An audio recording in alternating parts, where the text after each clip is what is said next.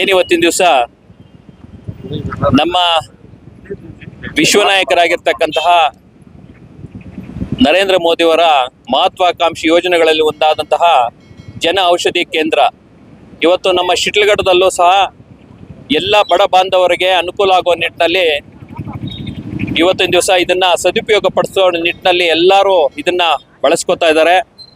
ವಿಶೇಷವಾಗಿ ನಮ್ಮ ಶಿಡ್ಲಘಟ್ಟದಲ್ಲಿ ಪ್ರತಿ ಪಂಚಾಯಿತಿವಾರು ಈ ಜನೌಷಧಿ ಕೇಂದ್ರವನ್ನು ತೆರೀಲಿಕ್ಕೆ ನಮ್ಮ ಕೇಂದ್ರ ಸರ್ಕಾರದಿಂದ ಒಂದು ಅನುವು ಮಾಡಿಕೊಟ್ಟಿದೆ.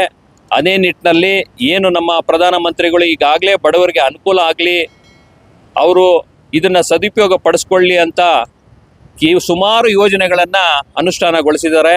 ಅದರಲ್ಲಿ ಫಸಲ್ ಬಿಮಾ ಯೋಜನೆ ಇರ್ಬೋದು, ರೈತ ಬಾಂಧವರಿಗೆ ಏನೆಲ್ಲ ಬೆಳೆಯ ಒಂದು ಲಾಸ್ ಆಗುತ್ತೆ ಅದನ್ನು ಕಟ್ಕೊಳ್ಳಿಕ್ಕೆ ಅವರಿಗೆ ಪರಿಹಾರ ಕೊಡೋ ನಿಟ್ಟಿನಲ್ಲಿ ಏನು ಕೆಲಸ ಮಾಡ್ತಾ ಇದ್ದಾರೆ. ಅದೇ ನಿಟ್ಟಿನಲ್ಲಿ JJM ಜಲ್ ಜೀವನ್ ಯೋಜನೆಯ ಅಡಿಯಲ್ಲಿ ನಮ್ಮ ಪ್ರತಿ ಹಳ್ಳಿಯಲ್ಲೂ ಪ್ರತಿ ಮನೆಗೂ ನೀರಿನ ಒಂದು ಸೌಲಭ್ಯವನ್ನು ಕಲ್ಪಿಸೋ ನಿಟ್ಟಿನಲ್ಲಿ ಯಾವ ರೀತಿ ಕೆಲಸ ಮಾಡ್ತಾ ಇದ್ದಾರೆ.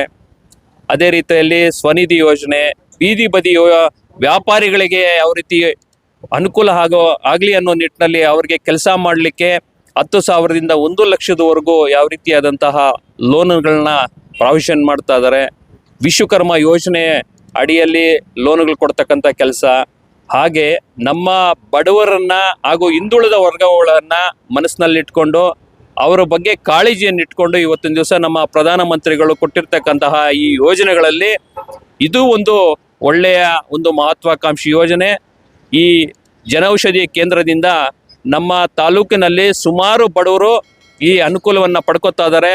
ಈಗಾಗಲೇ ನಾವು ಇಲ್ಲಿ ಬಂದು ವಿಚಾರಣೆ ಮಾಡಿದಾಗ ಹೊರಗಡೆ ಒಂದು ಮೆಡಿಕಲ್ ಸ್ಟೋರಲ್ಲಿ ಏನು ಒಂದು 100 ರೂಪಾಯಿ ಇರ್ತಕ್ಕಂತಹ ಬೆಲೆ ಇರ್ತಕ್ಕಂತಹ ಔಷಧಿ ಇಲ್ಲಿ ಕೇವಲ 20 ರೂಪಾಯಿಗೆ, ಅಂದರೆ ಸುಮಾರು 50ರಿಂದ 80% ಒಂದು ಡಿಸ್ಕೌಂಟ್ನಲ್ಲಿ ಇಲ್ಲಿ ಸಿಗುತ್ತೆ. ಹಾಗೂ ಉತ್ತಮ ಕ್ವಾಲಿಟಿ ಇರ್ತಕ್ಕಂತಹ ಒಂದು ಮೆಡಿಸಿನ್ ಇಲ್ಲಿ ದೊರೀತದೆ. ಹಾಗೂ ಸುಮಾರು ಈ ಕೇಂದ್ರದಲ್ಲಿ 2,000ರಿಂದ 2,500 ವಿವಿಧ ರೀತಿಯಾದಂತಹ ಮೆಡಿಸಿನ್ಸು ಇಲ್ಲಿ ದೊರೀತದೆ. ಇವೆ 24/7 ಯಾವಾಗ ಬಂದ್ರೂ ನಿಮಗೆ ಈ ಜನೌಷಧಿ ಕೇಂದ್ರದಲ್ಲಿ ಔಷಧಿಯನ್ನು ಕೊಡ್ತಕ್ಕಂಥ ಕೆಲಸವನ್ನು ನಮ್ಮ ಪ್ರಧಾನಮಂತ್ರಿಗಳು ಮಾಡಿರ್ತಾರೆ. ಹಾಗಾಗಿ ನಿಮ್ಮ ಮಾಧ್ಯಮದ ಮುಖಾಂತರ ನಾವು ಮನವಿ ಮಾಡ್ಕೋತೀವಿ, ಪ್ರತಿಯೊಬ್ಬರಲ್ಲೂ ಇವತ್ತಿನ ದಿವಸ ಈ ದಿನವನ್ನು ನಾವು ಜನೌಷಧಿ ಕೇಂದ್ರದ ಒಂದು ದಿನವಾಗಿ ಆಚರಣೆ ಮಾಡ್ತಾ ಇದ್ದೀವಿ, ಸಂಸ್ಥಾಪನಾ ದಿನವಾಗಿ ಆಚರಣೆ ಮಾಡ್ತಾ ಇದ್ದೀವಿ. ಇದು ಉದ್ದೇಶ ಇಷ್ಟೇ, ಪ್ರತಿ ಬಡವರಿಗೆ ಕಟ್ಟ ಕಡೆಯ ವ್ಯಕ್ತಿಗೂ ಸಹ ಈ ವಿಷಯ ಮುಟ್ಟಬೇಕು. ಅವರು ಎಲ್ಲರೂ ಸಹ ಪ್ರಧಾನಮಂತ್ರಿಗಳು ಅನುಷ್ಠಾನಗೊಳಿಸಿರ್ತಕ್ಕಂಥ ಈ ಯೋಜನೆಯನ್ನು ಫಲಾನುಭವಿಗಳಾಗಿ ಅದನ್ನು ಪಡ್ಕೋಬೇಕು ಅನ್ನೋ ನಿಟ್ಟಿನಲ್ಲಿ ನಾವು ಈ ಮೀಡಿಯಾ ಮುಖಾಂತರ ಮನವಿ ಮಾಡ್ಕೋತಾ ಇದ್ದೀವಿ.